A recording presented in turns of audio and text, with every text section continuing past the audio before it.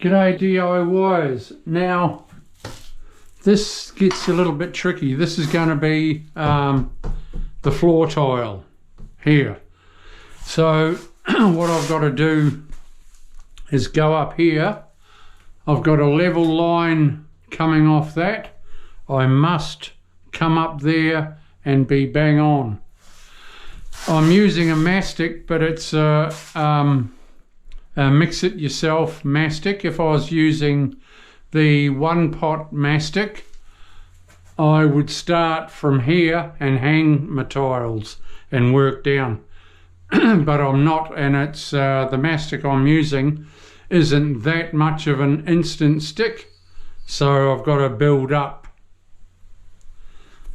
But anyway, I've got to make sure that I'm dead level coming off that, and I am, so I should be right by the time, but I will make sure I'll hit that line in one go, and then I know I'm right.